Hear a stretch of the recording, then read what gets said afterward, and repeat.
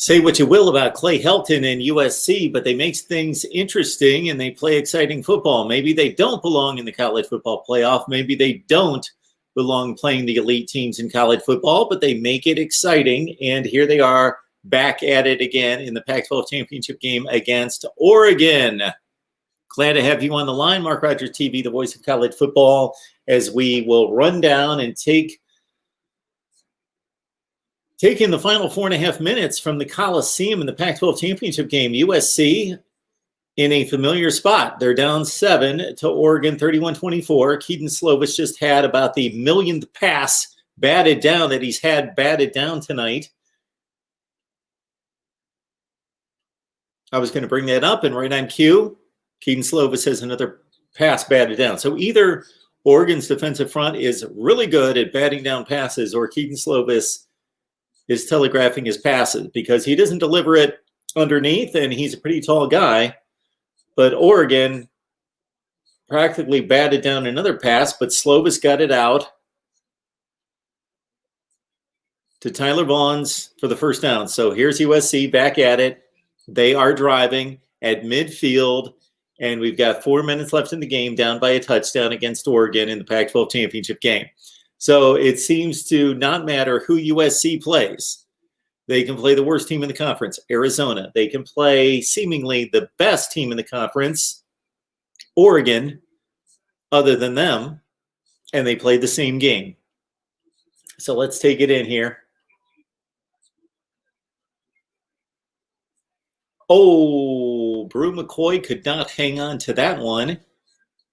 And where has he been? Brew McCoy was one of the top recruits in college football just a couple of years ago. He couldn't make up his mind between Texas and USC. He enrolled at Texas. He started practice at Texas. He may have even played games at Texas. I don't know. I don't think so. I think he just practiced with the team. Maybe went through a spring practice at Texas, got homesick, went back to USC, and here he is. And they have found him in the offense. He is getting playing time, even on that wide receiver core, which is one of the best in the nation. Brew McCoy getting valuable playing time. And now we've got Tyler Vaughns again with another reception down the middle. And here comes SC. We might be gunning for overtime here, folks. I don't normally and would not normally care who wins this game. I got no preference between Oregon and USC, but I want to see the committee have to deal with a 6-0 USC team, especially depending on if things get really crazy tomorrow. Which reminds me, I had sent some offers. Out there to get the link to get our Oregon and USC guys on here after the game. So I forgot to get that link out, so please pardon me.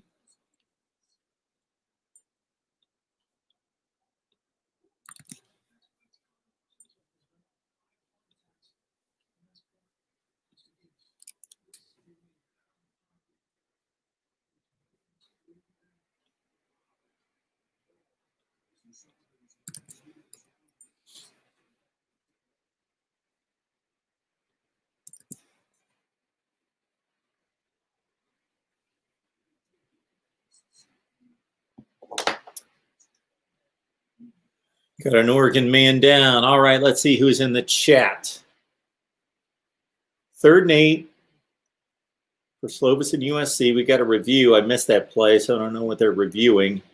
Here we go.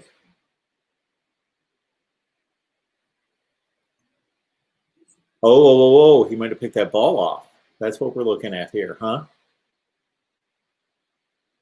He does not have it, Oh, my goodness. This might be the ball game. It looks like it's an interception, doesn't it? It looks like number 19 was able to snatch that ball and keep his foot on the ground in bounds. This might be the season for USC. This might do it. Although we still have about, we only have 2.5 minutes left. I don't know what the timeout situation is. All right. We'll wait for that to come back.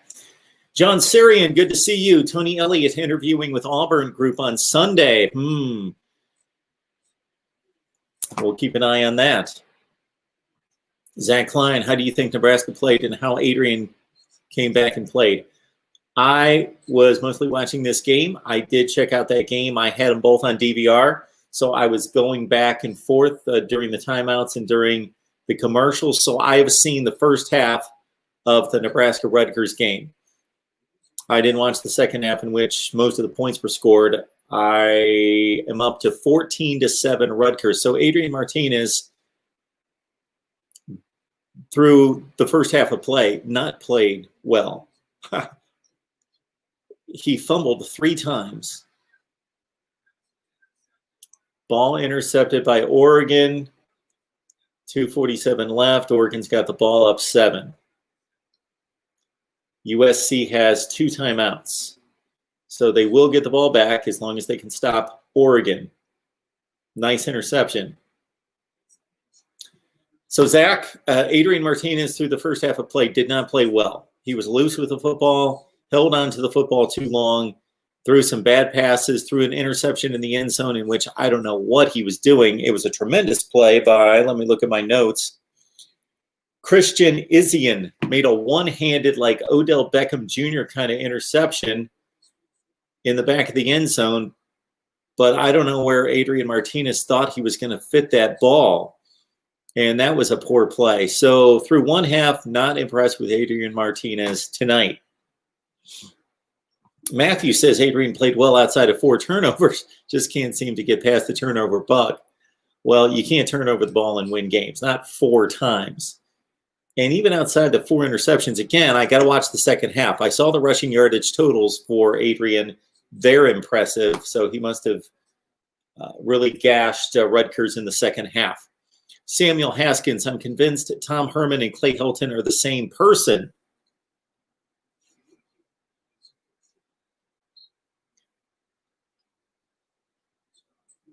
I'm convinced that Clay Helton has accomplished more at USC than Tom Herman at Texas. But I'm also convinced, at least at this point, that I'm more impressed with Tom Herman. For whatever reason, I still just think that that guy knows what he's doing. And I've got no proof of it other than him doing a decent, not good job, decent job, but not up to the expectations of the role. Don't get me wrong there. Zach, all Nebraska needed was a win, and they got one. So Huskers now 3-5. Maybe they get a bowl game. And Rutgers finishes 3-6. Maybe they get a bowl game. Everybody's eligible for a bowl game this year, and there's so many teams opting out. Zach says Adrian has been playing better than last year. He has been. He's also healthier. I think after they put Luke McCaffrey in and replaced Adrian, that he came back. He's at least been, up until this game, I'm not going to say it for this game against Rutgers, because I was not impressed and sorely disappointed with Martinez's play in the first half. But against the last 3 opponents, since he won the job back from Luke McCaffrey, he's made the right reads, the right throws, not extending the defense downfield, but that's not his game. And he's fluid. He's a fluid runner. He's not exceptional dynamic. He's not Lamar Jackson or Michael Vick, but he's way above average as a mobile quarterback. Dedrick Mills, running hard, running well. Probably should have gotten the ball more often early in that game. They got a little bit too fancy in that game. Oregon gets back on the football. That could have been disastrous. USC could have been set up close to the red zone. Anthony Brown just was looking where he was going to go with the football before he had the ball from the center. And Anthony Brown's an experienced quarterback from his days at Boston College. Yeah, Dedrick Mills. Good running back. Not a great running back. Good running back. Solid running back. Tough running back. Runs hard. Stephen Carr's running hard tonight. I've been impressed with Stephen Carr. I've been impressed with Brew McCoy, other than the drop. And that was a tough catch. It was a tough catch over the shoulder, not just a flat-out drop. And now we've got 3rd and 14. So if USC can get off the field here, call the timeout after the stop. There's going to be about 1:10 left for them to get the ball back. After the punt, about a minute left in the game. So there you go. They only get a yard. USC should be able to get the ball about their 15 to 20 yard line.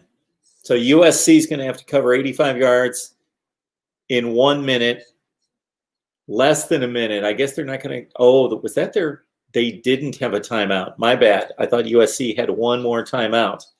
So this clock is going to go down to under 30 seconds.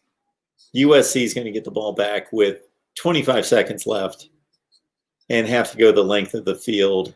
This is near impossible. I thought they had a timeout left. It showed a timeout a second ago. Okay. Game over. We've seen stranger things, but USC's got a 1% chance of winning this game. Vinay, everyone's saying USC had a chance at the playoff, needs to realize it's over now. There you go, Dalton. Thank you so much for encouraging everyone to smash the like button. It shouldn't matter if people like the video, but YouTube makes the rules, and they want people to say, hey, we like this. We're engaging with this content, because then they push it out into traffic and send it in front of more people's eyes. So Michael says here, congrats to Ball State getting the revenge on Buffalo for the 2008 MAC championship by winning the 2020 conference championship 38-28. So USC's got to go 68 yards in 23 seconds. Yes, quite an upset win for Ball State. If you have not seen the final play of the Ball State game against Western Michigan last week, you got to look that up. Look that play up after you're done here, of course. It was one of the craziest plays you'll see in college football history. And if there wasn't a slight forward lateral, it would have been even crazier than what Stanford pulled off against Cal. Or was it Cal against Stanford? Cal against Stanford. Buffalo was a 13-point favorite, basically a 2-touchdown favorite against Ball State, undefeated coming in, top 25 team, with one of the great running backs in the nation, Jared Patterson. Ball State held him to 47 yards rushing on 18 carries. He was averaging 8.3 yards per carry, coming into the game. And Jared Patterson, his longest run tonight was 8 yards against Ball State. So Ball State wins the MAC championship. In another upset, less of an upset, but still an upset, UAB downs Marshall. All right, now there's your ball game. There it is. So Slovis gets sacked, and that's been one of the keys to this game, is that the Oregon defensive line harassed Slovis all night, got a lot of knockdowns, 4 or 5 sacks. Oh, I guess they're going to call that an incomplete pass. Oh, we had a false start. We had 70 jump back in his stance before the play was snapped. So USC still has life, but barely.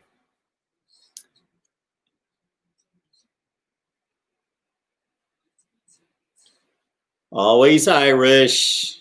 Good to see you, John. If they pull this off, they'll be asking for the Ohio State playoff treatment at 6-0. Well, they're not going to pull it off. They just got a long completion here to Brew McCoy. So Keaton Slovis is going to have to wind up his 50th pass of the night. He's thrown 50 passes. He just went over 300 yards. So that's actually good pass defense from Oregon. Per pass attempt numbers are good for the Oregon defense, and they've picked him off 3 times. The first 2 led to the first 2 touchdowns of the game, and USC hasn't been able to catch up since. So this is pretty much, okay, they're going to catch the quick completion to the sideline to set up the Hail Mary. Slovis, I'm sure, could not reach the end zone from 65 yards. Now he's going to fade back to pass and have to reach it from about 60. 55 to 60 yards. So here we go. USC's last gasp. Oh boy, he's not even going to get a shot. He just got total. There's the story of the game right there. Oregon's defensive front won the game. Oregon's defensive front won this game. They largely caused 3 interceptions and a ton of sacks, something like 6 sacks. And Oregon wins the Pac-12 championship with a 4-2 record. There's 2020 for you. Oregon did not win its own division, but won the Pac-12 championship. Oregon's 13th Pac-12 championship. Man, I see a lot of opportunity for off-season videos to talk about and break down legacies. We'll get to that, of course, but we got a lot of football to watch before that. So championship weekend's underway. We've got a couple upsets in the books. Actually, all 3 games were upsets. I was thinking about this watching the games tonight. I can almost guarantee that if all you did was blindly take the underdog and the points in all the championship games every year, if you just blindly took, even if you thought, okay, I don't think it's going to happen in that game, just do it. Take all the underdogs and all the points every year in the conference championship games. I can almost guarantee you would be way ahead. This happens every year.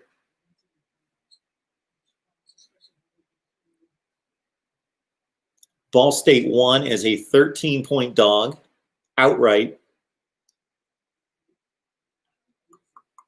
UAB won as a 5-point dog outright. Oregon won tonight as a 3-point dog outright. Hey, Dominic. Good to see you. Good to see you. I'm doing well. Since the last time we talked, which was about 3 hours ago, we got 38 online. Don't know where all the folks are, but we'll talk football for the next, for as long as you guys want to call and talk football and talk college football playoff scenarios. Of course, we'll analyze the college football playoff games or the conference championship games tomorrow.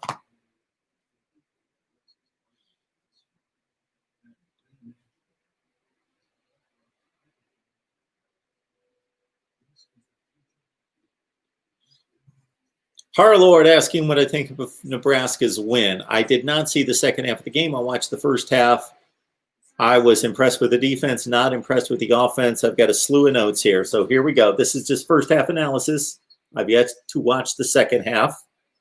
Depending on how long we're on here tonight, I might watch the second half and post a video. So offensive lineman Brendan Hymus opted out of this game for Nebraska. He's preparing for the NFL draft, and he was replaced by a true freshman at left tackle, Turner Corcoran. Congratulations to Adrian Martinez. He became the 4th Nebraska player all-time to eclipse 7,000 total yards in offense, and also became the number 7 rushing leader on the all-time quarterback rushing list, surpassing his coach. Nebraska came into this game a woeful 33% on third down conversions offensively. So the story of the first half was Adrian Martinez loose with the football, fumbling 3 times, losing 2 in critical situations. Also throwing a bad interception after a long bomb throw down the right sideline to Wan'Dale Robinson. That was a heck of a catch and a heck of a throw.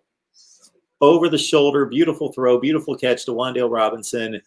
And then Adrian Martinez threw it away by throwing a bad pick in the end zone, trying to throw it through 2 defenders to his receiver in the back of the end zone. And Christian Isian made a tremendous one-hand pick.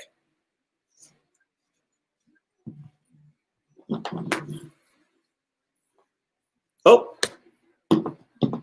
Somebody was calling in. Call back. I'll catch it. What else did we have from Nebraska in the first half? I thought the defense was generally good. Special teams went to sleep on a 4th and 14 in which there was a Rutgers fake punt. The left side of the field was vacated, and the punter ran for a first down. Garrett Nelson made a tremendous play on a 4th and 1.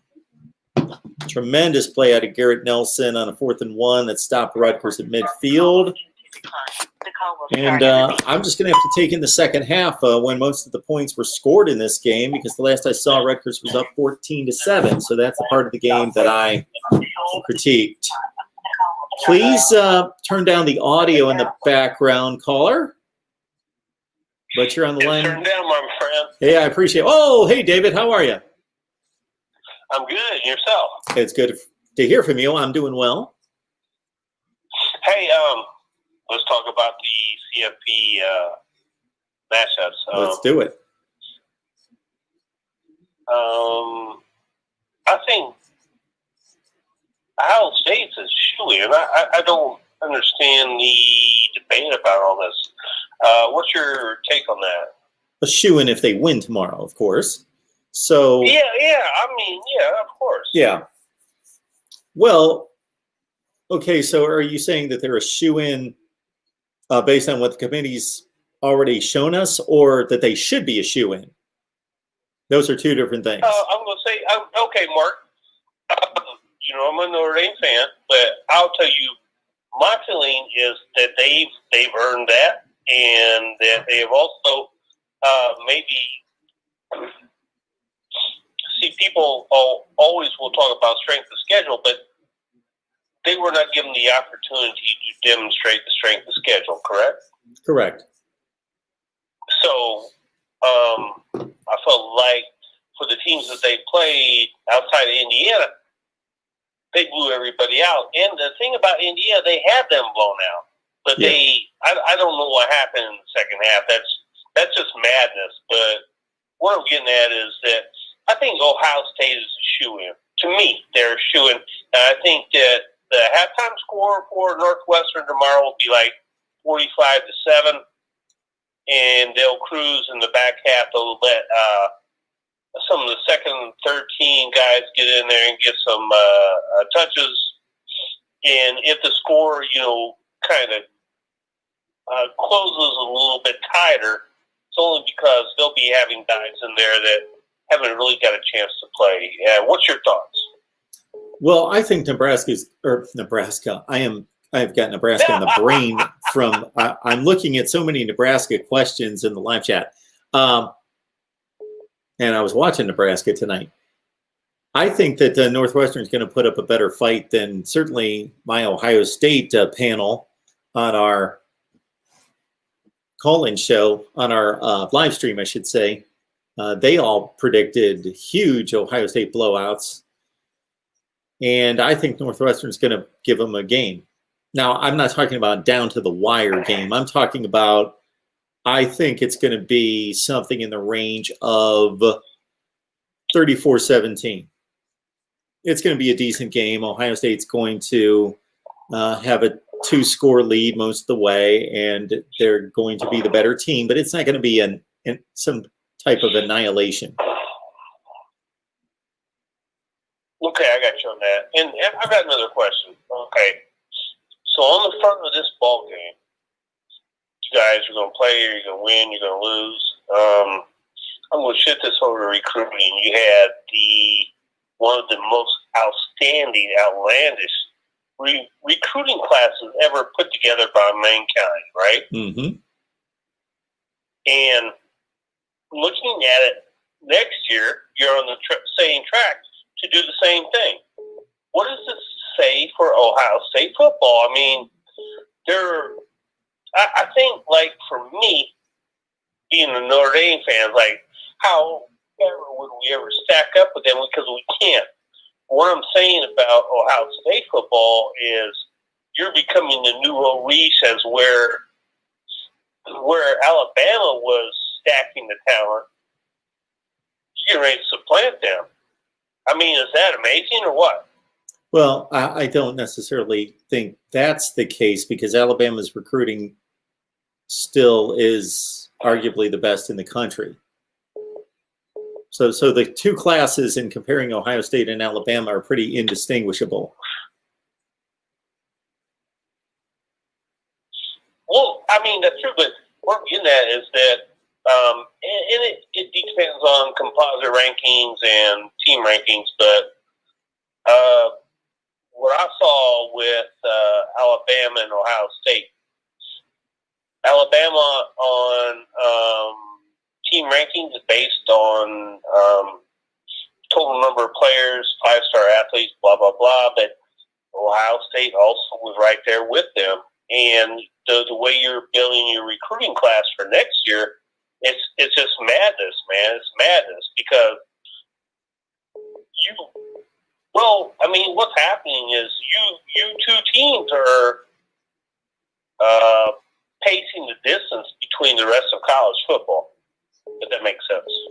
Yeah, and I can't say that I really understand it because if you take into consideration everything that must go through the typical young man's mind on why he would choose a particular program to play football, I make this checklist, David. I'm thinking, okay, where can I win championships, win big?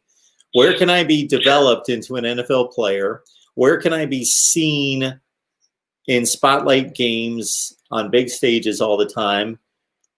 Maybe it comes into consideration, of course, an education, depending on that particular person's pursuits in their particular field of choice or what they expect to be. What type of just school setting and culture do they want? Where are they comfortable? Maybe it's a particular part of the country, maybe weather, maybe setting, maybe, what else is available to do?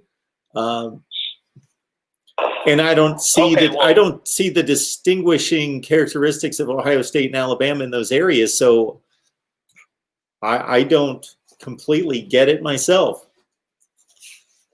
But it's my understanding that Columbus is a pretty fun city. Yeah, I've never been there, but I've from my past jobs, I know guys that work there and they live there, and they tell me that the campus is like a total city by itself. Yes. Yeah, it's true. And then if you look at because I'm always going to compare Ohio State to teams in the South. I know nothing about the SEC teams as far as what their campuses are like. I know nothing about that. But what I will say is that it's warm weather, right? Sure. So there's always going to be people gravitating towards warm weather, and I understand that. But for some reason, kids are gravitating towards Ohio State. I think, like what you mentioned just a few minutes ago, is their ability to build you into an NFL-ready player. So that's a good coaching staff. Am I wrong? No, that's certainly right. And maybe the one thing that I left off the list was the ability to connect with people. So if you're an 18-year-old and you're going to travel 1,000 miles away from home and play and suddenly be living somewhere with a bunch of people that you've never known, and you're going to be living in a strange part of the country, like many of these players coming from Texas and Florida and Georgia that go to Columbus, Ohio, it takes a great amount of, and there are other options to develop into an NFL player and to win championships and win big and play in front of 100,000 people. You can do that at Georgia, Alabama, Florida, wherever. That there has to be relationship building. You hear that you hear that from the student athletes more than anything when they talk about why they chose a particular school. They'll mention the head coach and they'll mention the position coach that had most of the conversations with them in the recruiting process. And they talk about however they were able to connect and feel comfortable and feel as though they're going to be, molded as a student athlete, and they're going to be taken care of. I mean, okay, Mark, let's say like I'm an athlete and you're the coach, and I'm asking you, hey, I'm going to come there. I'm telling you right now, I'm going to come there and play. But are you going to take care of me as a person? And your answer is what?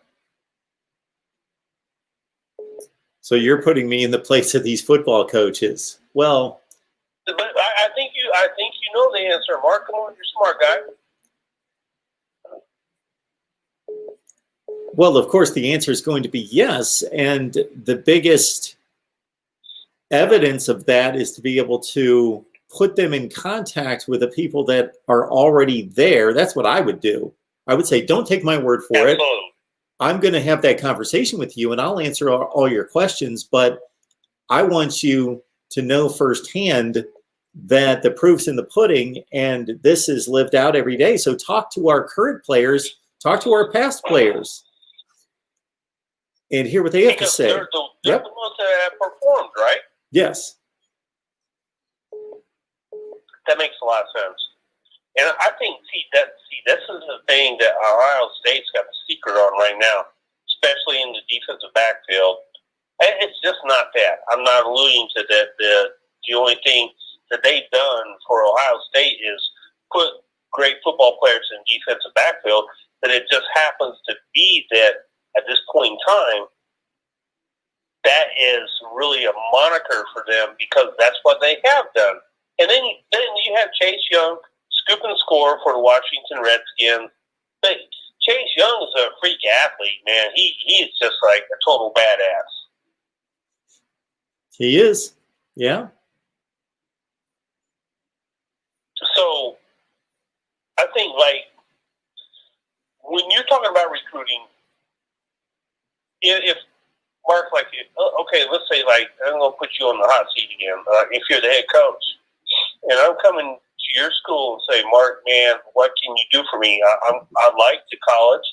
I like the atmosphere. There's a lot going on here. My mom and dad trust you. And the academics are on point. So now, when can I play? And what is your vision for me as far as I am concerned with your football team? What do you tell me? You can answer that. I'm back on the hot seat here. David, I would love to continue this conversation. We are getting a lot of calls in, and I think people want to talk about the playoffs and talk about the championship games tomorrow. Do it. But we will continue this conversation because it's certainly one that can be had at any point in the year concerning recruiting. Right on, man. Hey, best of luck to OSU, and I know you guys are going to do great in the CFP, and you're going to beat up on Northwestern tomorrow. Thanks, anyway, David. Take care of yourself, Mark. Appreciate it. Bye-bye. So we had a number of people calling during that conversation, so thank you so much for your patience. I was almost able to grab that last call, so please just call back. There we go. And the numbers down at the bottom of the screen on the crawl, 860-325-3687. And certainly my apologies. For some reason, that person hung up. But here we go again. Press 1 to start the call or 2 to decline. The call will I will start do my best to get all of the questions in the live chat. I'm doing my best. I hate to see people that leave questions in the live chat and then I just can't get to them because we're just having too many phone conversations. But I will do my best to get to those questions. All right. MarkRogersTV, the voice of college football. Who's on the line? Hello, Mark. It's Ben again. Hey, Ben. What's up? Well, first off, before I ask you my question, I would like to say one thing about the Big 12 and Pac-12. Winning the Pac-12 championship and the Big 12 championship is basically like winning the Taxpayer Bowl this year. So I'm going to say that. So now my question for you would be: USC was, I guess you could say, contender in the playoffs. I didn't really see them winning because I don't think that even if they kept it, well, they didn't even keep it close in most of their fourth quarter games where they have to have a comeback. So now that they've lost and they're pretty much out of the equation here, And as I love to give my scenarios, what, in your opinion, is now that USC is out, and of course Oregon's been out since they lost probably since they lost to Oregon State. So now, barring anything really weird, does your top four stay the same? And if it does, is there any, what is the most likely way that one of those teams in your current top four after this loss that USC has, what is the most likely change you see happening as a team getting knocked out of your top four? Well, if I'm understanding your question, Ben, let's understand that nothing that USC did or did not do affected the top four teams in the nation. Those four teams control their own destiny. Alabama, of course, can stay where they're at. Notre Dame can finish an undefeated season and make the playoff. Clemson can win the ACC championship if they beat Notre Dame and control its destiny, and Ohio State can win the Big Ten championship and control its destiny with an unbeaten season as well. So those four teams control, and so what USC did tonight has no impact on those four. Yeah, and then also, so yeah, I was thinking, because I have been seeing a lot before that game. If USC wins this, their chances stay alive, but they're kind of like Florida. We need everything to go right, and it almost looks impossible. So I wanted to know an opinion because I'd seen it in comment sections below videos and stuff. So, that was my main question. And then also, so I kind of asked this question a bit earlier today. Actually, I asked this question earlier today. Yeah. So with the Heisman Trophy, voting coming up, I think on Monday, I think, opening up. If everything goes as planned, do you think that Trevor Lawrence, if he just plays out of his mind, do you think Trevor Lawrence could jump Devontae Smith and Mac Jones? Well, as we talked about the last time you called, understand that when you ask me a question about trying to predict what other people are going to vote, just kind of process that for a second. So you're asking me to predict what other people think. So I can do that, but I'm going to let you know first and foremost what I think, and that's that Kyle Trask has done more this season than any player in the nation at the most important position. And if he plays well in the SEC championship game, I would give him the Heisman Trophy. That's what I would do. And you just asked me about Trevor Lawrence. Trevor Lawrence, in my view, he's a tremendous player and might be the best quarterback in the nation, probably is, but he has not played in two of the most important games for Clemson this season. He didn't play in the loss to Notre Dame on the road, and that's not his fault, but he didn't play. And then he also didn't play in a game in which they had a one-score win against Boston College, in which they trailed most of the game by 2 and 3 scores, and DJ Uiagalelei pulled the game out at the quarterback position. So I would not be voting for Trevor Lawrence. He hasn't played in a already shortened season. He hasn't played enough football for me to vote for him to win the Heisman Trophy, and he's missed the most important games. So yeah, like you said, like you kind of said, he missed a very important game against Notre Dame, and a lot of people say that the outcome of that game could have been changed if Trevor Lawrence was there. And I heard somebody on Fox Sports, I believe it was, or ESPN, I think it might have been Kirk Herbstreit. I'm not sure, but somebody said that it wasn't as much of what Clemson didn't have or didn't do, but more of what Notre Dame did. So I agree with that. I don't know who it was, but I just know they said it, and I heard it, and I was sitting with my friend on my phone, and I just heard him say it, and I looked up and I said, whoever that is, I agree with him. But I think that Clemson, beats Notre Dame, but I don't know. It's confusing now because I thought USC was going to win Oregon, so confusing to me on who's going to win games. But it's 2020, so That's right. the underdog seems like 2020. The underdog always wins. Yeah. So Well, I guess we're going to have to see. Three underdogs won tonight. Absolutely, Ben. Well, thank you so much for the call. All right. Have a good night. All right, everyone.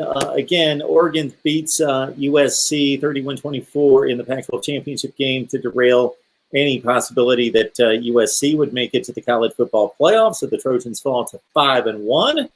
Got Matt Lowry on the line from Conquest Chronicles to help us make sense of it.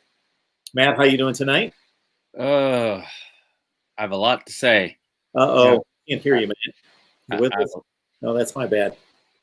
Yeah, no, I have a lot to say, and it's you know, I think any possibility again now all possibilities of whatever talk we had about USC and the college football playoff and everything is now done with, and I think a lot of what USC accomplished have just went down the drain because of losing the Pac-12 championship, and now you have a interesting situation now because now Oregon will be going to the Fiesta Bowl as the Pac-12 champion, where USC now you figure out, is USC even going to play in a bowl game? Are they going to opt out of playing in a bowl game, or will they take the Alamo Bowl?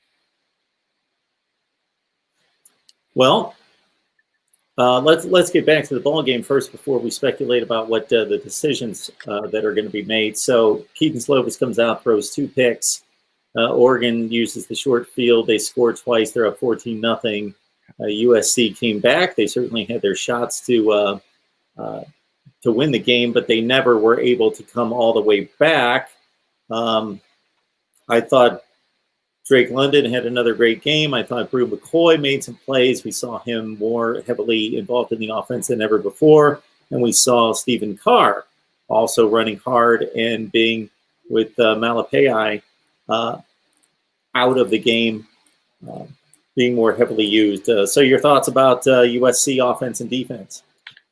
Defensively, I felt USC was, played an outstanding game. They did what they needed to do to keep the team in the game. I mean, yeah, they had some breakdowns here and there, but at the same time, you're looking at a completely different ball game if if Keaton Slovis doesn't throw those 2 interceptions through 2 picks that put Oregon in short field position. And you saw the Ducks capitalize right then and there. They capitalized right off of it to take an early 14-0 game lead. So add that on top of the fact that USC again had to play from behind. They were trying to play catch up, and just I feel like USC's offense did them in tonight, and Keaton Slovis he didn't look sharp. Again, you mentioned Brew McCoy made some plays. Drake London looked outstanding. Stephen Carr, again, was outstanding tonight. But, Slovis was just, they couldn't get it going. Slovis couldn't get it going. And one thing that wasn't mentioned, USC had 98 yards in penalties. And that, we've talked about USC being undisciplined before, but I felt like it really cost them, and it really put them in some bad situations. So, in all honesty, I felt USC beat themselves in this game. Yes, Oregon looked outstanding, but at the same time, USC just basically, and I know it's not going to be a popular thing that I say, but I felt USC basically handed the game to Oregon with the penalty yards, with the way the offense played. It was just, I think all the close games caught up to USC. Keaton Slovis had a lot of passes batted down in this game. He was harassed quite a bit. I don't know what the final sack total was, but also a lot of passes batted down at the line. I don't know if that's something that Oregon does well, or he telegraphs his passes. He certainly doesn't throw from some kind of three-quarter sidearm delivery, and he's a tall guy, so he shouldn't have so many passes batted down. I think he's telegraphing a lot of his passes, and throughout this season, and we've seen it, he's made a lot of dangerous throws. You know, he made a lot of dangerous throws. He made a lot of dangerous passes there this whole season. And again, you know, the costly one was the one, and this was probably the worst throw I've seen him make, was the costly one where it looked like he was trying to throw it out of bounds and it got tipped and it got picked off, and that pretty much did him in right there, you know, where SC could have drove down and tied the game. Again, it's just a lot of, how can I put it? It's just a lot of things USC couldn't get right offensively. But again, it's not shocking. You know, this was the story all season for USC. This was the story all season, and it looked like they didn't improve. And just when you thought they turned the corner against Utah and Washington State, it turns out they never turned the corner. And that's something that where you have to look at it, and it's like it's a concern right now. So it's more of USC just, you know, USC just everything that went wrong this season offensively, it caught up to them this game. Yeah, they've been walking the tight wire the entire season, regardless of who they play. Even the likes of Arizona, the worst team in the conference, they had to score on the final two drives of the game to win that 34-30. They come up against Oregon, and certainly from a talent standpoint and where the programs are, even though USC was the team hoping for a college football playoff, the team that was undefeated, and Oregon with the two losses, certainly there wasn't a huge distinction in terms of talent or where the programs stand. USC was only a 3-point favorite, and that being at home, so it's pretty much a pick-em game, and Oregon gets the win. And it was kind of curious, the last throw that Slovis made, there was, about 2:45 on the clock. USC had gotten a few first downs. They're moving the ball well. McCoy's making catches, and he throws the ball. I guess he was trying to throw it out of bounds, but if you're going to throw it out of bounds, throw it out of bounds. That's exactly what I was saying, and I didn't understand it, because if you're going to throw the ball out of bounds, and we've seen all quarterbacks do it, if you're going to throw the ball out of bounds, throw it out of bounds. And we've seen quarterbacks throw the ball and it goes into the stands, you know what I mean? But he didn't. He just threw it, and it was like, well, were you trying to throw it out of bounds, and it got picked off. And that summed up the night for Keaton Slovis. You know, that truly summed up the night for Keating, for Slovis, and for this USC offense. So now it's more of, what do you do to fix it moving into next season? And that's what they got to start thinking about now, because you can't repeat this again. You know what I mean? USC again had a chance to go undefeated, to finish with an undefeated season, to put themselves in the college football playoff discussion, maybe, depending on what happened this weekend, to go into bowl week undefeated and make their mark. And all of that went down the drain against the team, against an Oregon team who was a replacement for the team who won the division. Now, we could say either or, because who knows if Oregon would have beaten Washington or if Washington would have beaten Oregon. We never know. We will never know. But in all honesty, you got to tip your hat to Oregon. They managed to get it done.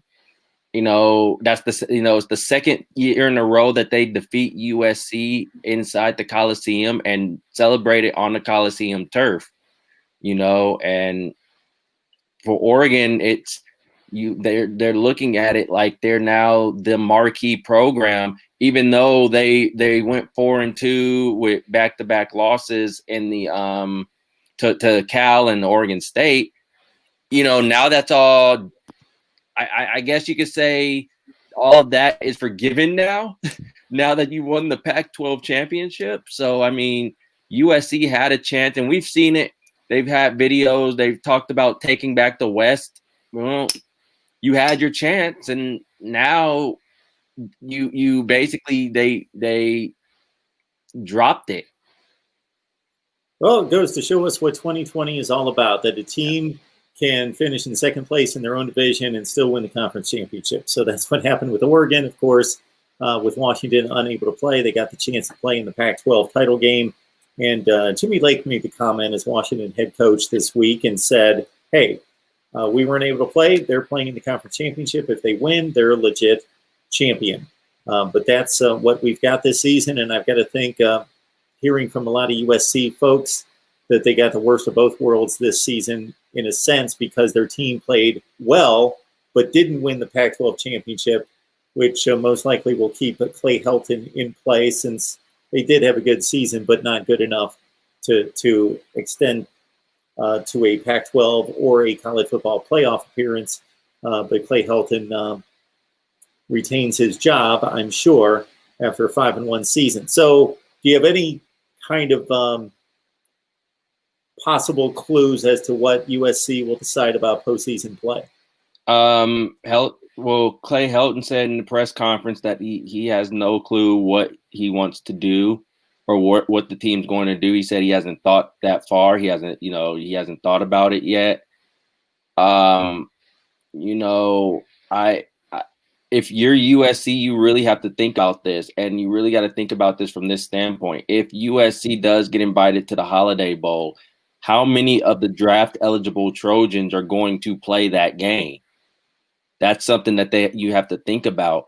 Talanoa Hufanga, Amon-Ra St. Brown, a lot of draft eligible Trojans could opt to sit out a bowl game that really is not going to mean much. No offense to the Alamo Bowl, but that could be a game that, is USC really going to want to play in that one? Are they going to want to play in that bowl game? Now, it might depend on the opponent, but is USC going to play in that game, or will they opt to play in that game and let a lot of their younger players play, or will they decide, we're just going to opt out? I've seen a lot of SC fans say, they much rather USC 5-1. They much rather USC opt out of a bowl game, and I mean, if you have a lot of draft eligible guys who are thinking about opting out, is that going to be a possibility? Now, if you're USC, I don't think USC is going to opt out. I don't think that's the case. I think they're going to play in the bowl game. It's not like USC to say we're going to opt out of playing in a bowl game. That's not like USC to do that. So I think they play in this bowl game. I think they'll play in the Alamo Bowl. But now the question turns to, will those draft eligible Trojans, will they play in that game? If I'm a college football coach, unless my team comes to me and says, we don't want to play any more football this year, I see no negatives to playing football. And this is the reason why. Even if you have your top players opt out of the game and prepare for the NFL draft, you use it as a time to practice, get reps for the younger players, to play a good opponent in a location in which you can go have a good time as a team. You can work hard, but you can still have a good time. I've never heard anything but positive experiences from these athletes that go on these bowl trips and have a good time, and they remember it for years and years to come. You go play a quality football team from another conference. You get reps for your young players, and you get in all those practices, prepare yourself for spring ball, and you get to play on a national stage in a bowl game. I just don't see any negatives to it myself. I don't, to me, I never liked the whole opt out of bowl game thing for players. again, you hit the nail on the head. If USC, if the players were to come out and say, you know what, we don't want to play any more football, and it's understandable, you know, especially in 2020 with everything going on. If the players go, you know what, we don't want to play any more football this season. Enough was enough this season. Then, you know, if that's the case, then that's understandable. If they, you know, if they do decide, majority of the players do decide they want to play, then you mentioned it right there. Let the younger players get reps, see what you have for next year, prepare and build for next year against a quality opponent. And because really, you think about it, Mark, spring ball is going to be modified. We don't know if they're even going to really have spring ball at this point, because spring ball usually comes around March, April, around March, right? Or around March, April. Sure. So we're still in the pandemic. Now, granted, vaccines are out, but we don't know what will be available or whatnot around that time. We don't know what the country is going to look like around that time. So you have to take the opportunity as much as possible for players to get reps, you know, because you don't know what could happen come that time. You don't know if there's even going to be spring ball around that time. You know, we hope, but again, it's a wait and see type of thing. You know, we should know more, I would guess, by tomorrow or whenever the bowl selections come out. We should know I know most of the bowl selections can't come out now around this time, and basically around now, because we're starting to hear about teams who are opting in to playing in bowl games. But we should know by tomorrow, or not tomorrow, but Sunday. Excuse me. Yeah, so on Sunday, the college football playoff selections come out at noon Eastern time, and then the playoff rankings are there, and then later in the day, almost all the bowl games are going to be filled out. So by Sunday, we should know what happens, but who knows? USC can make a decision by Sunday. I think they'll make a decision by tomorrow or by Sunday on what they'll do. All right, Matt Lowry on the line from Conquest Chronicles on SB Nation. So head on over there, check out USC football, basketball coverage with Matt and everyone else there on staff. Matt, we appreciate you stopping by to break down USC's loss in the Pac-12 championship game. Thank you, Mark. Thank you for having me.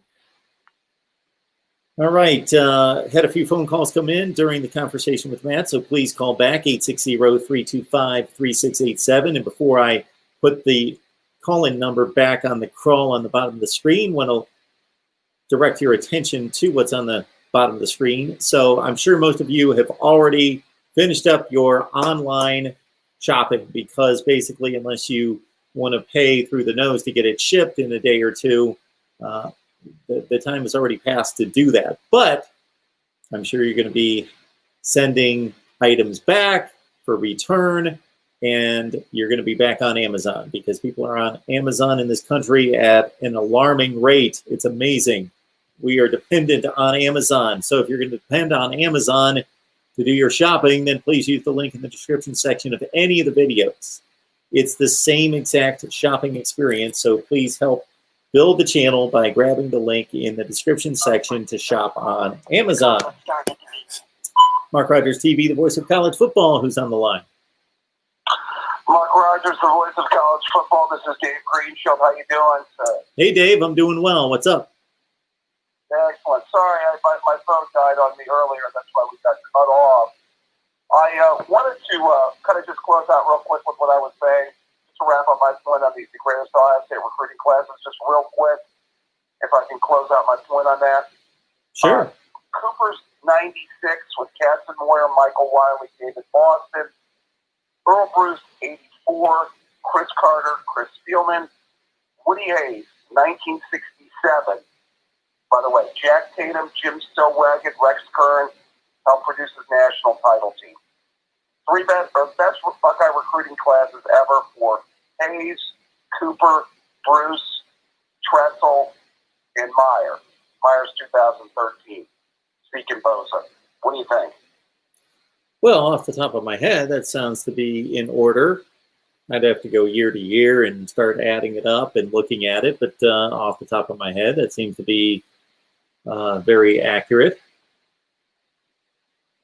Just as far as what they accomplished, the players, those would be mine. Just something if you ever guys get a chance to go over on Buckeye Talk, might be a little bit of food for thought there for you, sir. Oh, well, once they stop playing football in January, we'll have all sorts of time to carve up those kind of topics. Absolutely.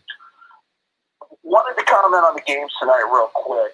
I watched the USC game, and, I haven't got a chance to listen to your USC people, but I think that USC kind of showed that they weren't necessarily playoff material, although I don't know about you, Mark. I didn't necessarily need this game to figure that out. I don't know if you pretty much felt the same way. Yeah, they didn't show me anything tonight that I didn't already know. I picked Oregon to win the game straight up. So the game did not surprise me one way or the other. I think that those teams are pretty comparable. And I would estimate that USC and Oregon are roughly the 15th best teams in the country. Yeah, that sounds about right. I was really impressed with the Oregon defense, although I have no idea what that USC quarterback was doing on that last interception and why he just didn't chuck the ball into the stands. But, I guess that was kind of the night he had, considering he threw 3 picks, right? Yeah, we talked about that. I can't answer that. Yeah, that's one of those that's definitely a head scratcher. I just think that they're probably a bowl team. Now, do you think either one of these teams get a major bowl, Mark? Well, I would think that, again, I'd have to go through the slots in the New Year's Six to try to figure that out. But, the wrong team won for the Pac-12 to secure a major bowl bid, of course. So I don't think Oregon at 4-2 is going to stretch themselves to a New Year's Six bowl game. I think that I think USC is probably in the same spot as a non-champion. I'm thinking that the Pac-12 is going to get left out of the New Year's Six selections. Yeah, it's going to be interesting to see how that breaks down, because they're probably going to take a Power 5 team. They'll probably take a team from the SEC. It'll be interesting to see, I mentioned, could Indiana be a New Year's Six team, but they don't have a game, so I don't know how much that's going to hurt them going forward, but, they're a possibility for one of those slots still. Well, what do you think? The 2 playoff games are what, the Rose and the Sugar? Right. And the Rose might get moved because of the situation in California. Well, so the 2 playoff games, you've got, let's say it's Ohio State and Alabama, Notre Dame and Clemson. And then we've got the Cotton, the Peach, the Fiesta. And what am I missing? The Cotton, the Peach, the Fiesta, and the Orange. Right. Well, I would think as it stands right now, if we get what we expect tomorrow, then we're going to get those 4 playoff teams. And I expect that Cincinnati's going to get the group of 5 slot. Right. And even if they lose, well, Texas A&M, they'll get a spot. Yeah. And then you've got Georgia with a spot. And then, of course, the Big 12 champion is going to get a spot. Let's say that's, I don't know. I'm going with Iowa State, but regardless. So we've got 4 other spots open. Possibly another non-power 5 team, maybe that Indiana team that I was talking about. Exactly. I think it's Indiana. It's Florida. It's Indiana, Florida. Maybe I've heard North Carolina going to the Orange Bowl. They have 3 losses. That might be a stretch with 3 losses. Well, Florida's going to have 3 losses too. Who else is going to make these games? Well, that's why I was throwing out Indiana and maybe another non-power 5. Well, I put Indiana down, and I'm still looking at 2 teams with 3 losses making it, and I still have a spot open. And the other non-power 5, I guess Coastal Carolina, not having played this championship game, they're still undefeated.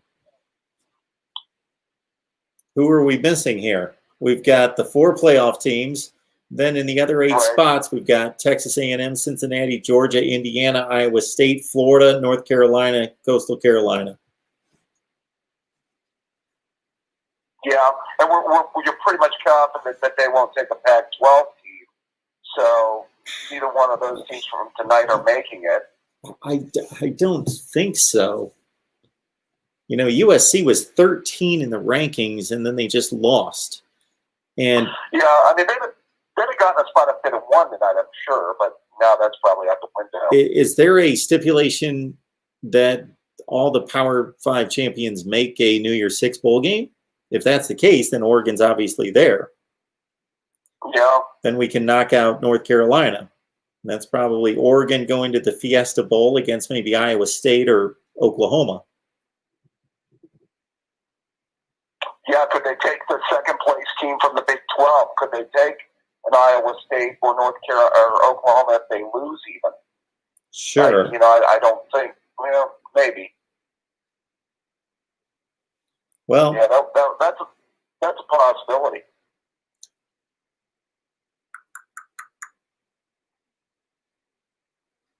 That would be interesting. Yeah, I mean, it's going to be interesting to see how they fill out all these bowl games, because they're going to end up having to put some under 500 teams in some of these games, right, Mark? Some of the lesser tier bowl games. Well, see, that's the thing that is an interesting math equation, because on one hand, as you well know, we've gotten to a place with the number of bowl games expanding to 41 the last couple of years, to where, yes, there have been 5 and 7 teams selected to bowl games. Not many. I don't know that anyone was last year, but I remember for about 2 or 3 consecutive years, 5 and 7 teams had to be selected to fill up the bowl slots. But we're down at least 7 or 8 bowl games. So that takes away about 14 to 16 slots. But then on the other hand, we've had a number of schools say that they're not going to play. Pitt would have qualified. They had a winning record. Boston College had a winning record. Florida State, of all teams, they're 3-6. I don't know that anyone cared when they said that they're not going to accept a bowl bid. But who else? Those are the 3 schools that come to mind that have said that they won't accept a bowl bid. So I don't know what the math is, but I would think that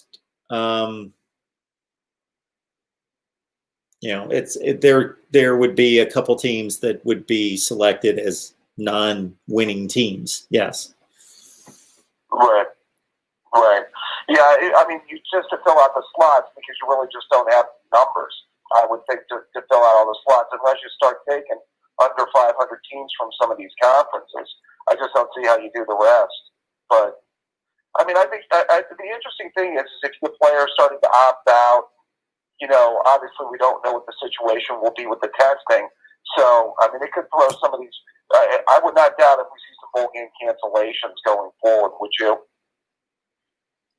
Well, no. We've seen it all year. Yeah. But at the same time, unless a team doesn't qualify, meaning that they have positive tests leading into the bowl game, we're only 1 day removed, or we're 2 days, less than 2 days, to the point in which these bowl selections are going to be made. So any bowl games that haven't already made the decision not to play, I would think, have committed to playing. Right. That they would have canceled by now. Yeah. But, well, it's going to be interesting to see. I just hope they get some good New Year's Six matchups, and some of these other bowl matchups can be interesting. Like I said, I tell you what, I think trying to think of Georgia. I said a Georgia and a USC would be interesting. Now I'm starting to think that might not be so interesting, especially with the way Georgia's been playing lately. But like I said, I think maybe Oklahoma and a Florida would be an interesting bowl game if you get something like that. That'd be a matchup I'd like to see. Actually, I think that'd be a fun game to watch. But yeah, it'll also be interesting to see, like all these players do. A lot of them inevitably opt out because they know that they're going to the NFL, and just some of the better players just choose not to play the bowl game. So, especially this year, I think you're going to see that even more and more prevalent, Mark, with the situation that we're in. I would not be surprised to see it more and more this year. Wouldn't you? Yeah. Yep. Yeah. I would agree with that. So going forward. All right. Well, hey, I like the I'm going to cover tomorrow. You going to post your picks on Patreon, or have you already done that? I did that maybe 7-8 hours ago, something in that range. Okay. They're there. Well, as I said, I'll be taking a look at them. I'll find some picks tomorrow, and then going to run the live stream after the Buckeye game tomorrow. I am. You mean after the Northwestern game? What's that? You mean after the Northwestern game? I'm sorry, after the Ohio State Northwestern game. All right, Dave. Live stream, right? We appreciate it. Have a good one. All right, take care. Press 1 to start the call. The call will start at the beep. Don't think Dave got my humor there on the Northwestern call, but MarkRogersTV, the voice of college football. Who's on the line? Hey, Mark. It's Dominic. Hey, Dominic. How are you? Well, tired. I mean, definitely need to get to sleep here soon, but I thought I'd hop on before I head to bed.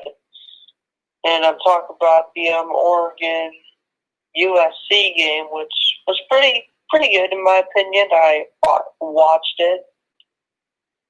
Yeah, it was a decent game.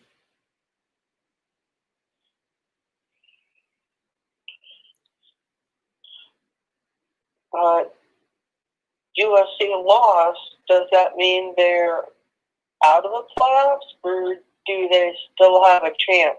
No, they don't have a chance. No. Okay. They're done. Right. Oh, wow. That's a shame.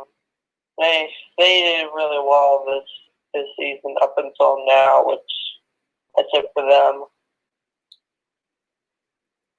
Yes, they did not win their conference, and they only played 6 games. They are not being considered for the playoffs. No. Well, I mean, congrats to Oregon. I mean, that win will definitely help them, right?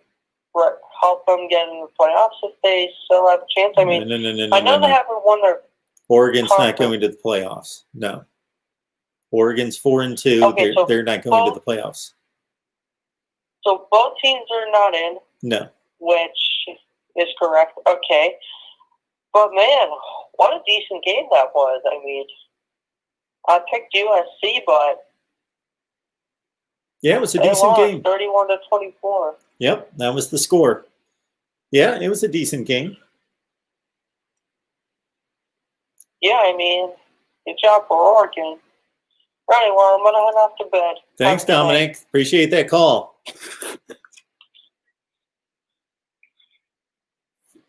Always appreciate the stellar analysis on some of these phone calls. Thank you so much for that. Our Dreamer. Okay, Oregon has been the marquee program in the Pac-12 for 15 years now. What is this guy talking about? So I'm not understanding the comment here, whether you're saying some guy, are you talking about me? Or the guy that we had on the line from Conquest Chronicles, Matt Lowry, said that Oregon has been the marquee program in the Pac-12 for 15 years now? Or you're saying that they have? So let's clarify that. If we're going 15 years, we're going back to 2005. In 2005, USC was the program, the only program that mattered nationally in the Pac-12 in 2005. And 6, and 7, and 8. For those 4 seasons, it was USC in the national championship race, going to national championship games, going to Rose Bowls, finishing in the top 3 in the country. USC. Nothing but USC out of the Pac-12. 05, 6, 7, 8. Okay.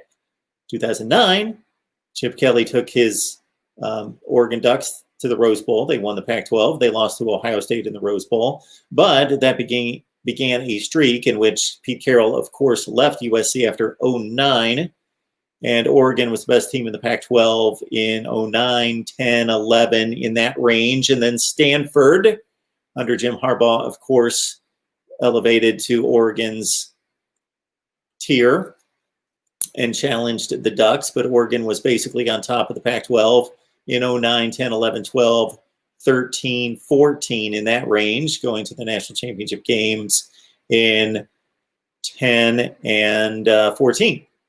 Okay, then that was it for Oregon. They went 9-4 the next year after the national championship game appearance in 14, and then they fell off the cliff. 4-8, 7-6, and up until last year, 2019, not heard of between 2015, 16, 17, 18. Okay, so Oregon has not been the marquee program in the Pac-12 for 15 years. For about 6 or 7 of those 15 years, yes. But it's been USC initially, and most recently some Stanford and some Washington. Okay, just wanted to clarify that. MarkRogersTV, the voice of college football, who's on the line? Hello, it's me, Roberto. Roberto, how are you? Good. Like 149 here in Puerto Rico. So, USC couldn't pull off the comeback this time around. Nope. They blew away their 5-0 season. So, how safe or in danger is Clay Helton's job? Is it going to be fine? Well, I think at 5-1 that they're not going to fire Clay Helton. I don't believe so. I might be wrong, but USC has not been a cutthroat organization to just pull the plug on coaches who have been fairly successful, and he's been fairly successful.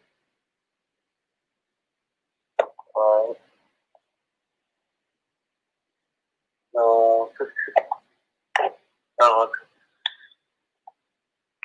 In Oregon. What's that, Roberto?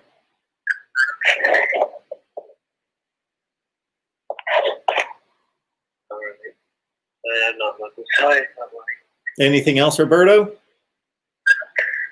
What does that mean? Does Oregon go to the Rose Bowl, or does USC go? Well, that was just the conversation we were just having, trying to fill out these New Year's 6 slots. This is something that I should know, and I'm sure I did know in the past. Maybe somebody can let us know in the live chat, since I don't have the use of a laptop here, to know whether the New Year's 6 is obligated to take every Power 5 conference champion. I believe that they are. Therefore, we're probably going to get Oregon not in the Rose Bowl. They will play in the Fiesta Bowl, unless the Rose Bowl gives up its college football playoff position. But yeah, you're right. I forgot the Rose Bowl's playoffs. Yeah, they're in the playoff, but there's a lot of speculation that because of the issues in California, that the Rose Bowl will get switched out. But then there's still going to be a Rose Bowl game, so I don't know how that's going to work. that really matters. If you follow me, there's the Indiana Western after they take an L. Yeah, I wouldn't mind seeing an Oregon-Indiana game in the Rose Bowl. But then again, if there's going to be a non-playoff game in the Rose Bowl, then why wouldn't they just play the playoff game at the Rose Bowl? I mean, like wherever they play I believe the Pac-12 champ, Big 12 champ, or Big 10 or so I think like for Ohio State, they're having a little issue with like a loss of one of the starters heading to Indianapolis. Heard the news recently that the Big Ten championship to go. So there's like a lot of rumors going on with losing a star player. Maybe they're punters. Wow. I'm kind of losing you. So are you letting us know that there are rumors going on that there's not going to be a game tomorrow? Yeah, there's a key players going to be out. Oh, yeah, they're going to be key players out. There's no question about that. And we won't find that out exactly until about an hour to an hour and a half before the game. Well, there's people saying that probably Lobby's not taking to the bus.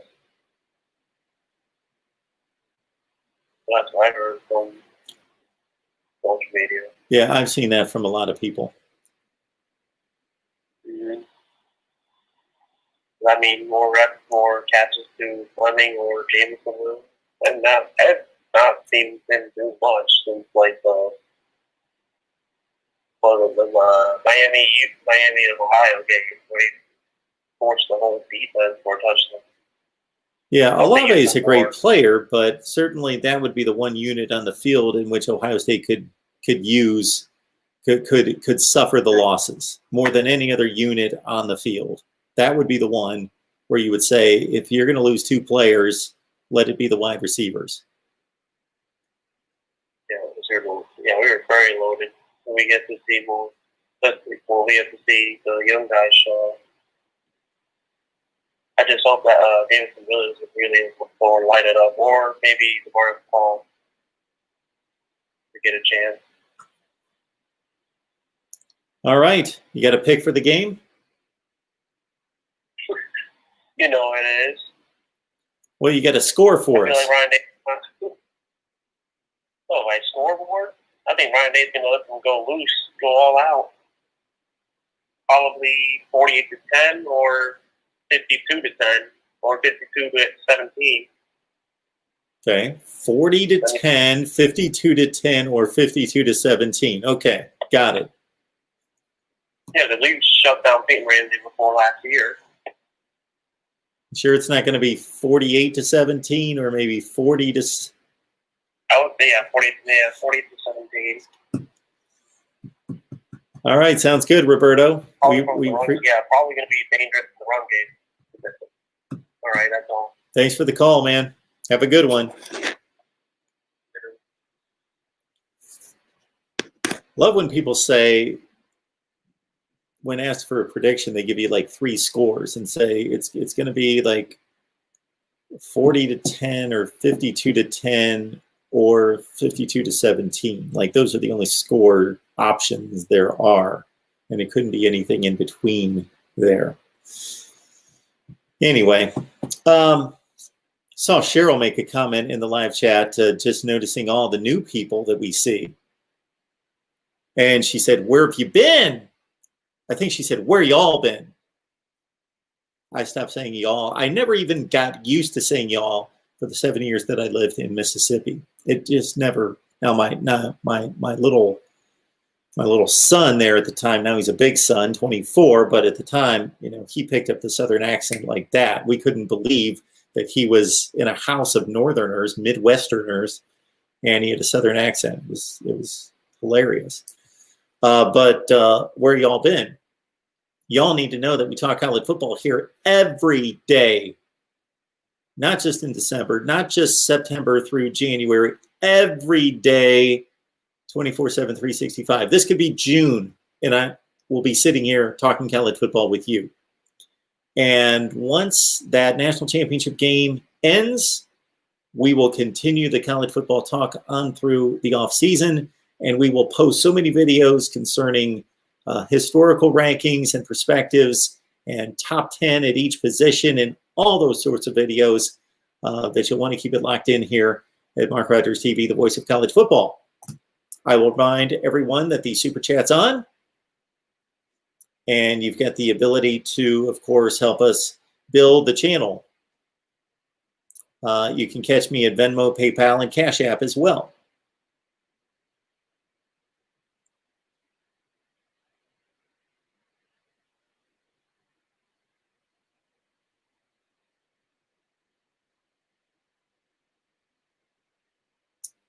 Matthew Campbell, I just want Ohio State to beat Clemson. Other than that, the 2020 season doesn't really matter. So if Ohio State goes to the playoff, doesn't match up with Clemson, somebody else beats Clemson, and Ohio State wins the national championship, you're not going to be satisfied with that?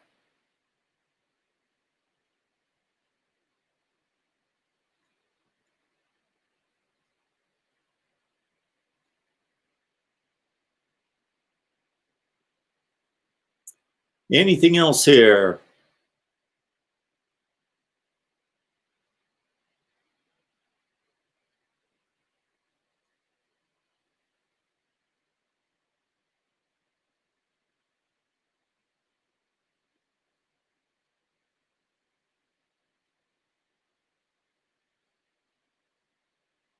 I should probably take note of all the people that I've never seen in here before.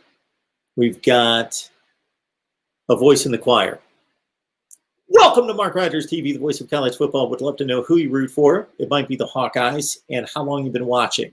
And keep it locked in here. Love to see the new people in the chat. Love to see the old people in the chat. Not ignoring you. You old timers, great to see you. Appreciate the support, the loyalty, of course. Leonard Avalos. Welcome to Mark Rogers TV, the voice of college football. Would love to know who you root for. I guess it's USC, and you want Clay Helton out. And how long you've been watching.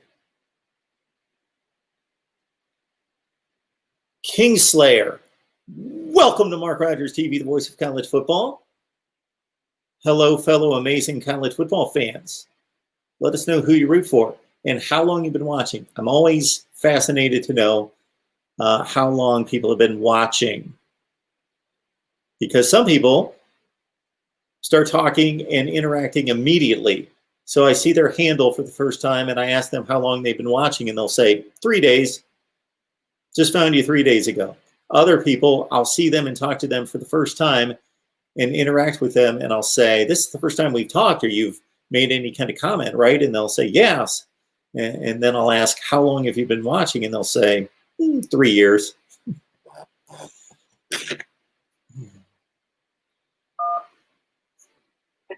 Hey, it's Mark Rogers TV, the voice of college football. Who's on the line? Hello? Hello. Yeah, it's Mark Rogers TV. Who's on the line? Larry. Hey, Larry. How are you? Fine. What's on your mind? Well, I'm calling from the shadow of the Golden Dome here. I'm about 8 miles from Notre Dame. All right. Big Notre Dame fan. Started watching you about, shortly before the college football season was canceled. Okay. Started watching Michigan YouTube programs, Ohio State, just to see what was going on with the Big Ten. Appreciate that. So I found you that way. Looking forward to the game tomorrow, even though not real optimistic. No? Well, it's hard to beat a team twice anyway in one season, let alone a Clemson. Agreed. So we got a good team, but I don't know if they're that good.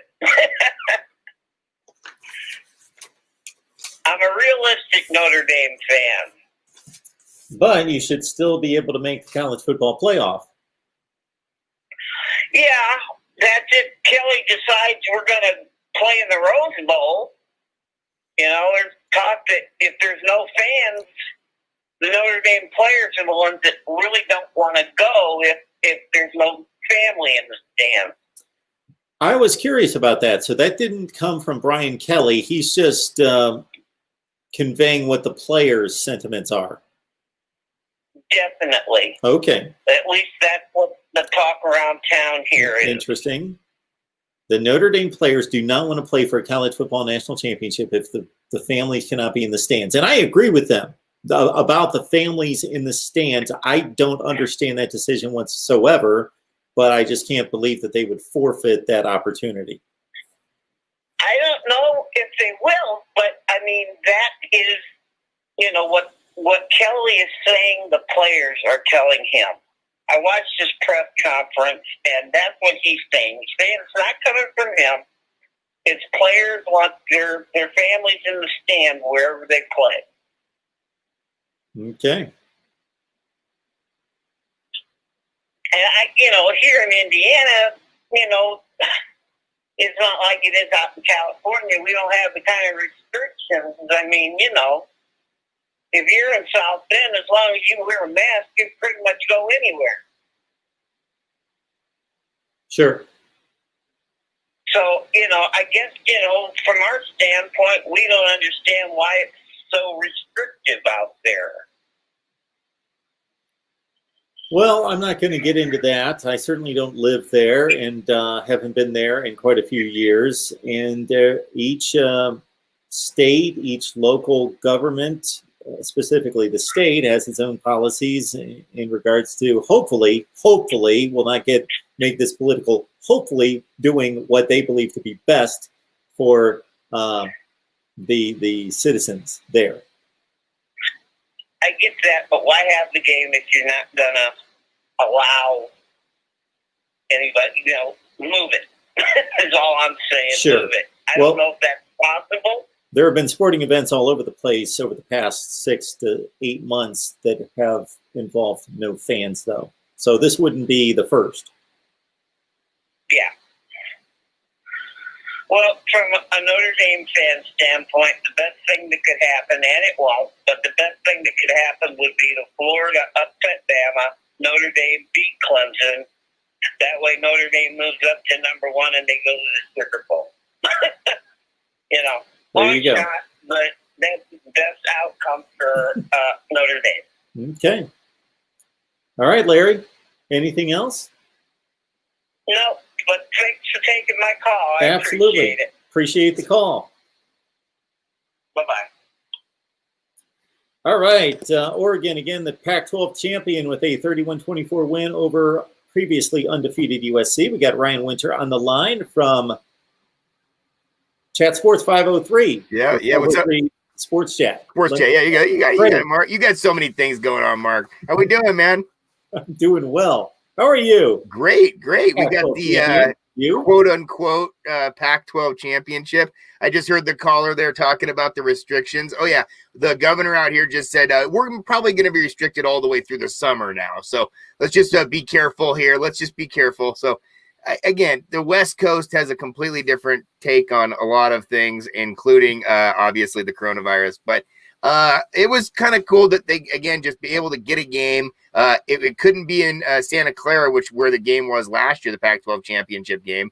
Obviously, this year was supposed to be in Vegas for the first year at the new stadium. They had to kind of reshape that a little bit. And I think it was a great game. USC played well. I think they threw the ball away. They gave the game away, obviously, with some bad turnovers. But I think Oregon's defense played the way they thought we should have seen them play all year. So I think it was just a great night for Oregon. Isn't it fitting that I don't know that any of us came up with a scenario that a team would not win its division championship, but would win the conference championship? 2020, man. This is the weirdest year we've ever seen. I mean, it is so strange. Just to be honest, I know you have a lot of Ohio State fans, and we really respect the heck out of Ohio State fans, and we can't wait to go back to the Horseshoe and play this thing. We'll have the vaccine. Everything will be back to normal, hopefully by next year. Get this thing rolling. And then hopefully we can reschedule that game for Ohio State fans to come out to Autzen, because it is a really cool place to see college football. But, this was a year that we thought, hey, this game could have been a leapfrog game for Oregon if they were able to beat Ohio State. But a lot of Oregon fans were going into this year thinking that was not going to happen.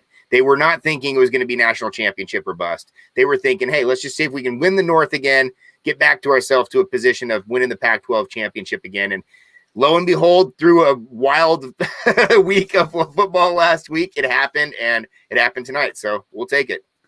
Oregon wins 31-24. They got 2 picks early on Keaton Slovis, turned them into short field touchdowns to go up 14-0, and never, though they were threatened many times, never gave up the lead. I'm going to go to kind of an odd evaluation or something that struck me during this game, and that's that your defensive front batted down a ton of passes, deflected passes all over the place at very opportune times for your defensive effort. Yeah, and more than we've seen all year. I mean, that was completely. Oh yeah. I mean, that was completely out of the norm. That was a great pickup to read that, because they knocked down numerous passes. Again, you knew you were going to get opportunities with USC because they just don't run the ball as much. They had 38 rushing yards as a team tonight. I mean, they don't have that rushing attack because they've leaned so heavy on the passing attack. They've gone to that whole spread passing attack, and they throw the ball. So you knew Oregon was going to have opportunities. Last year, same kind of a thing happened. The game at USC, my son and I went down to that and had a great time. Three interceptions in that game, plus a fumble. You had 4 interceptions in that game last year against USC, and Oregon took full advantage of them. So same thing tonight. Without the interceptions, USC probably wins this game. How would you evaluate the play of your young quarterback? Up and down, numbers wise, still looks pretty good, and looked good early in this game today. But the confidence was shook a little bit. The second half was a little shaky. The second half against Cal, they didn't score for the first time in ages. They got shut out in a half. So there's some real question marks. Tonight we saw for the first time Anthony Brown get some play, and he looked really good. Came in short yardage situations, came in goal line situations, looked really good, made some really good plays, veteran type plays where he'd let the play develop, wasn't rushed, took his time, and got the ball to the receiver. So I was really impressed. So are we thinking that Oregon is headed to the Fiesta Bowl? Yeah.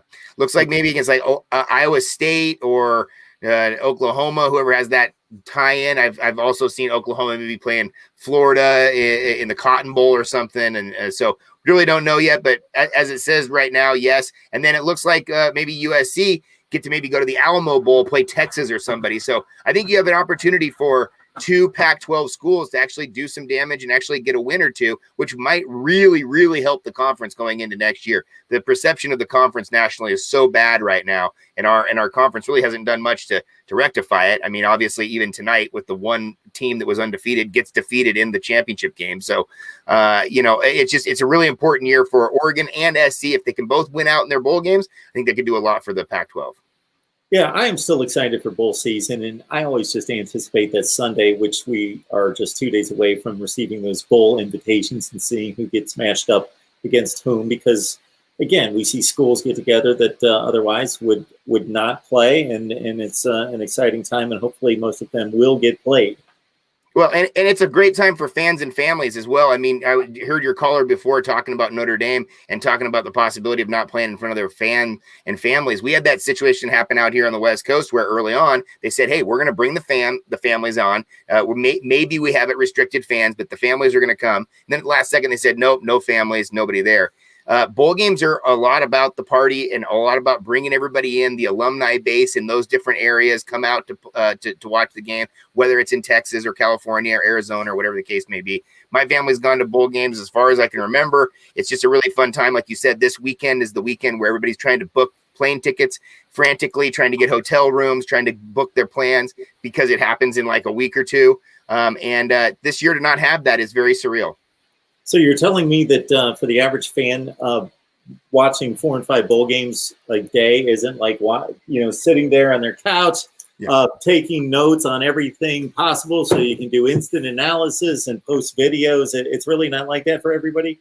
Well, it is for us football nerds that we love it, Mark, and nobody does more work behind the scenes than you, the voice of college football. But I'm telling you, bowl game is an exciting one. It's usually right now, that first weekend. Remember, we'd have that Vegas Bowl or something else kick off on like the 17th or 18th, 19th, and start this whole journey through the holidays of having all these bowl games. I look forward to all of them, even the lower tier games. You still get some really, really great games. And I just love the pageantry behind letting these kids go out with a win. If you have a system where you only get one winner, everybody else is a loser at the end of the season. I really like the idea of going off. You get 30 different teams that get to go off and they get to leave as a winner. Absolutely. And maybe if things work out, I will get my experience at Autzen Stadium one of these days as well. Be my guest, Mark. If you come out here, we'll roll out the green and yellow carpet for you. Fabulous. All right. Ryan Thanks so much.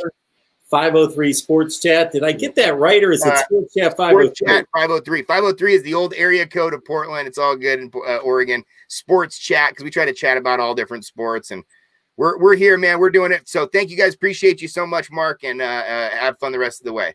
Thanks, Ryan. Appreciate it. Have a good night. See you, bud. The Oregon Ducks, for a second consecutive season, are the Pac-12 champions. They beat Utah, of course, last year. This time they got USC 31-24, and the Ducks have dominated that series with the Trojans recently. And if you subscribe to me on Patreon and joined our Voice of College Football community, you would have gotten my prediction that Oregon would win the game. I went 2-1 tonight, so I did take Buffalo to cover against Ball State. They lost the game outright, so I missed that one. But I got UAB +5 against Marshall, and then also this game with Oregon winning against USC. So all 3 underdogs one tonight on Championship Friday. And of course, we've got 6 more games in championship play tomorrow. The other 4 Power 5 conference championship games with the Buckeyes and the Northwestern Wildcats at noon Eastern. The Big 12 championship game, Oklahoma, Iowa State at noon Eastern. Then at 4 is the ACC, Clemson, Notre Dame, Part 2. And then at 8 o'clock Eastern time, of course, the SEC championship game from Atlanta, Alabama, Florida. Also Cincinnati, Tulsa in the American Conference title game. They play as well. Am I missing somebody else? The Mountain West with Boise State late in the afternoon. I think that's like a 6 o'clock Eastern time game. Boise State and undefeated San Jose State, who cracked the top 25, both by the playoff selection committee and myself this past weekend. Our schedule for tomorrow is to come on here live after the Big 12 and Big 10 championship games about 3:15. Hopefully the games aren't going mega long. I hate that when I come on at 3:15 and there's still like 9 minutes left in the game, because that's not what I attempt to do. I don't want to draw you away from the game. I want to basically sit down here, preferably right when the game ends. And if not, maybe if it's a blowout, then no big deal. We sit down with 5 minutes left to play and we're looking at a 41-21 game and everybody's done watching the game and we can dive into the analysis and look forward to the next group of games. But we seem to have a timed out last football season where I would sit down here at 3:15 in the afternoon, and those noon games would all be at the point where there would be about a minute left in the game. And we would sit down for that final drive and watch the drama ensue, because we also don't want to bleed too far into the 4 o'clock window and that ACC title game between Clemson and Notre Dame. So we'll be here at 3:15 Eastern tomorrow to give our slant and take your calls on the Big 10 and Big 12 championship games. And then at 11:30 Eastern approx, after the SEC title game and the other primetime games, we'll be back here to wrap up the entire day of college football. And then on Sunday, we're going to be right here at noon.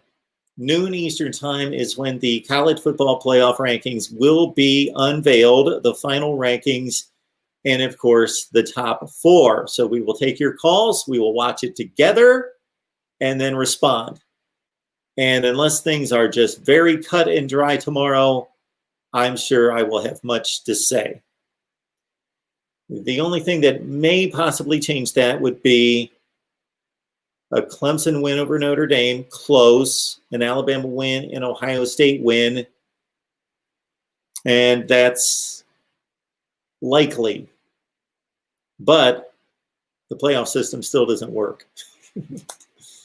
So that is what the playoff committee is rooting for. I'm sure that would be the least amount of controversy that they would have to deal with, would be Ohio State, Alabama win, and Clemson wins close over Notre Dame. Then really the only team that they have to deal with to a certain extent is Texas A&M, with 1 loss out of the SEC, but still a non-champion. Get an upset in one of those games, whether it be Florida over Alabama or Northwestern over Ohio State, and suddenly we've got chaos. Because what do you do with Northwestern if they're 7-1 and they've won the Big Ten championship and they were 14 last week and they've beaten Ohio State, Wisconsin, and Iowa?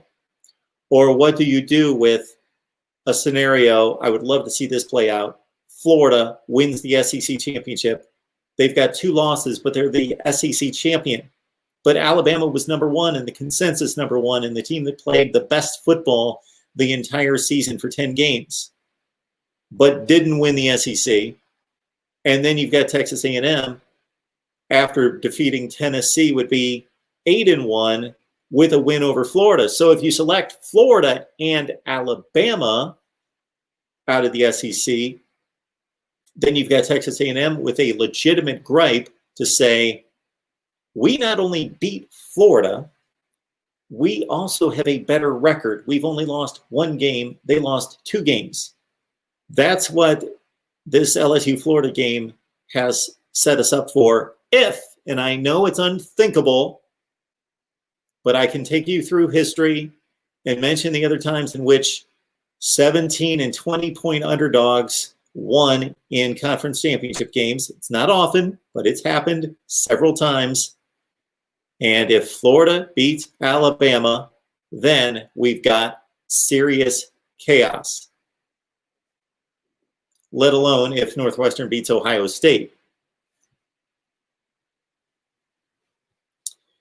The Big 12 is seriously rooting for Notre Dame to beat Clemson, and preferably in a bad, bad way. That would open the door for the Big 12 champion. Alabama wins, Ohio State wins, Notre Dame wins, and there's a fourth spot to fill. And that most likely the first domino fell tonight for the Big 12 with USC losing.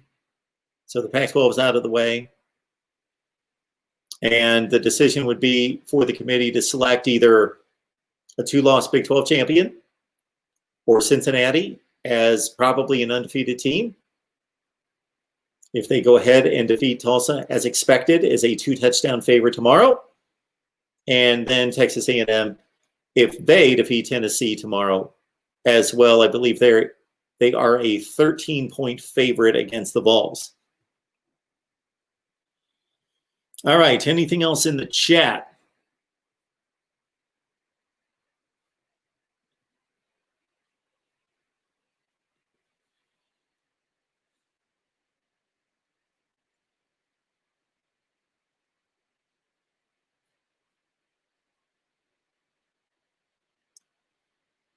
Well, I certainly appreciate everybody jumping on the line tonight to check out our nice little call-in show. And again, we'll be back tomorrow at 3:15 to wrap up the noon Big 10 and Big 12 championship games. And we'll be back late night tomorrow night after the SEC championship game and the primetime games.